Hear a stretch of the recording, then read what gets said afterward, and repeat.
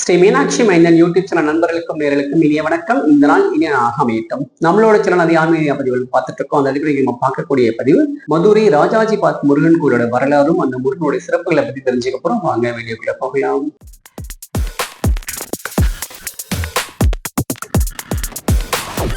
அஞ்சு முகம் தோன்றில் அறமுகம் தோன்றும் வெஞ்சவர் நெஞ்சில் வேல் தோன்றும் நெஞ்சில் ஒரு காலனைக்க எதிர்காலம் தோன்றும் முருகாசனம் கந்தாசனம் ஓர் முன் திருச்சிற்றம்பலம் தில்லையம்பலம்.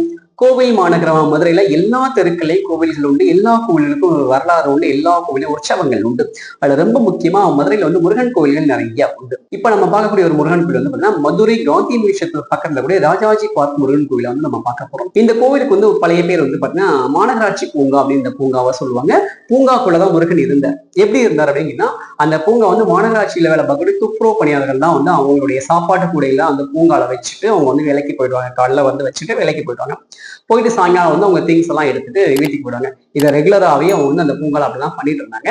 ஒரு மரத்துக்கு கீழே மட்டும் அந்த பூங்கால நிறைய மலர்களா குமிஞ்சு கிடந்திருக்கு. அதை ஒரு நபர் பார்த்திருக்காரு. டெய்லி பார்த்துட்டு இருக்காரு. என்ன அந்த இடத்துல மட்டும் பூவா குமிஞ்சு கிடக்கு, என்னன்னு தெரியலன்னு சொல்லிட்டு பார்க்கும்போது அடுத்த நாள் பார்க்கும்போது அந்த பூ வேல் வடிவத்துல கிடைச்சிருக்கு. அவருக்கு இன்னும் ஆச்சரியம், என்னடா பூ மட்டும் கிடந்துச்சு, நம்ம டெய்லி பார்த்துட்டு அந்த பூ வேல் வடிவத்துல கிடைக்குது அப்படின்னு சொல்லிட்டு பார்க்கும்போது அன்னைக்கு நைட் அவர் தூங்க போயிருக்காரு. தூங்கிட்டு இருக்கும்போது அவருக்கு கனவுல முருகப்பெருமான் சொல்லிட்டாரு, அந்த மரத்திற்கு அடியில நான் இருக்கிறேன், என்னை எடுத்து வச்சு சாமி கும்பிடுங்க, பூஜை பண்ணுங்கன்னு சொல்லி முருகப்பெருமான் சொல்லும் போது மறுநாள் காலையில அவர் கூட வேலை பார்க்கக்கூடிய எல்லா நண்பர்களையும் கூப்பிட்டு அந்த மரத்துல இருந்து அந்த மரத்துல அடியில தோண்டி பார்த்தா உள்ளுக்குள்ள இருக்கக்கூடிய முருகன் சிலை கிடைச்சிருக்கு. இன்னைக்கு அங்க இருக்கக்கூடிய அந்த தண்டாயுதபாணி சுவாமி சொல்றோம் இல்லையா, அவருடைய சிலை, அந்த சுவாமி பூமிக்கல்ல இருந்து கிடைச்சவர் தான். அந்த சிலையை எடுத்து வச்சுதான் பூஜை பண்ணிட்டு இருந்தாங்க. அதுக்கப்புறமாக பூங்கா வளர்ந்தது. அதுக்கப்புறமா கோவில் நிறைய வந்து கோவிலை சுத்தி நிறைய சிலைகள்லாம் கட்ட ஆரம்பிச்சாங்க. கோவில் கட்ட ஆரம்பிச்சாங்க. அந்த கோவில் ரொம்ப பிரபலமாச்சு.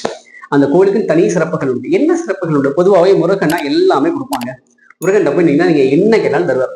கொஞ்சம் சோதிப்பார். ஆரம்ப காலத்துல நிறைய கஷ்டங்கள் தருவார். ஆனா அதுக்கப்புறம் அவரை நீங்க இருக பிடிச்சிட்டு உனக்காச்சு எனக்காச்சு நான் கேட்டதும் நீ தலைமை உன்னை விட மாட்டேன்னு நீங்க அவரை இருக பிடிச்சிட்டீங்க, அவர் என்ன வேணாலும் தருவார். சோ இந்த முருகனோட தனிச்சிறப்பு என்ன அப்படின்னா, இங்க நிறைய காதல் திருமணங்கள் நடக்கும். அதற்கப்புறமாக செவ்வாய்க்கிழமை இங்க வேல் அபிஷேகம், சுவாமிக்கு அபிஷேகங்கள் ரொம்ப சிறப்பு நடக்கும். செவ்வாய்க்கிழமை இங்க பூஜைகள் இங்க தனியா இருக்கும். அதற்கப்புறமாக இன்னொரு சிறப்பு, நம்ம வீட்டுல நிறைய பிரச்சனைகள் இருக்கும் இல்லையா, நிறைய புலம்பல்கள் இருக்கும் இல்லையா, அது ஆணுக்கு பெண்ணுக்கு நிறைய பேருக்கு இருக்கு. இந்த மென்டல் ஸ்ட்ரெஸ் சொல்லுவாங்க, மன அழுத்தம் சொல்லுவாங்க.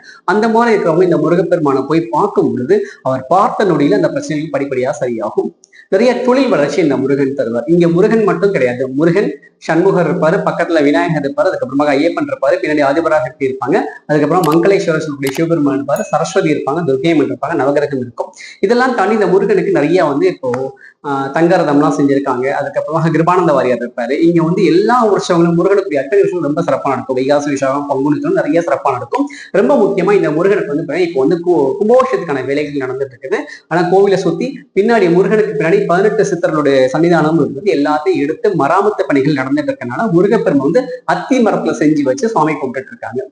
அடுத்து கும்பாபிஷேகம் முடிஞ்சதுக்கு அப்புறமா முருகப்பெருமான் முழுசா தரிசனம் பண்ணலாம். இந்த முருகன் கோவில் எங்க இருக்கு அப்படின்னு கேட்டா, நம்மளுடைய மதுரையில் இருக்கக்கூடிய ராஜாஜி பார்க், அது ஒட்டுநாட்டில் இருக்கக்கூடிய முருகன் கோயில். அந்த முருகன் கோயில் ரொம்ப விசேஷமான ஒரு முருகன். இந்த முருகன் உள்ளுக்குள்ள முருகன் பாருங்க, ஒரு 4 அடி 5 அடி உயரத்துல தண்டாயுதபாணியாக காட்சி கொடுப்பார். பால தண்டாயுதபாணியாக காட்சி கொடுப்பார். அந்த பால தண்டாயுதபாணி தான் நம்ம கேட்டதெல்லாம் தருவார். அது அற்புதமான ஒரு தெய்வம் தான் இந்த முருகன். இன்னைக்கு நம்ம இந்த முருகனை பத்தி தெரிஞ்சிருக்கோம். கும்பாபிஷேகம் முடிஞ்சதுக்கு அப்புறம் கும்பாபிஷேகத்துக்கு முன்னாடியாவும் இந்த முருகனை போய் தரிசனம் பண்ணி நம்ம வாழ்க்கையில எல்லா வளங்களும் நடந்தும் கிடைக்க பெறுவோம். நன்றி, வணக்கம்.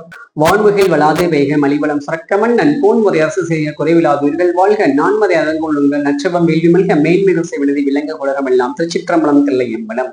நம்மளோட ஸ்ரீ மீனாட்சி மைந்தன் யூடியூப் சேனல், முகநூல் பக்கங்கள், இன்ஸ்டாகிராம் பக்கங்களை ஃபாலோ பண்ணி ஷேர் பண்ணி சப்ஸ்கிரைப் பண்ற எல்லாருக்கும் ஒரு வேல்மாறல் புத்தகம், ஒரு வேல் அது வைத்து வெளிப்படுத்த ஒரு கிண்ணம் நம்ம காம்ப்ளிமெண்டரா கொடுத்துட்டு இருக்கோம். நீங்க எல்லாரும் நம்ம சேனலை சப்ஸ்கிரைப் பண்ணி இன்ஸ்டாகிராம் பக்கங்கள், முகநூல் பக்கங்களை ஃபாலோ பண்ணி ஷேர் பண்ணும்போது உங்களுடைய தகவல் எனக்கு டிஎம் பண்ணுங்க. உங்களுக்கு நாங்க கொரியர் அனுப்புறோம். நன்றி, வணக்கம். அடுத்த பதிவில் உங்களை சந்திக்கும் வரை உங்களிடம் விடைபெறுவது முருகனடிமை ஸ்ரீ மீனாட்சி மைந்தன்.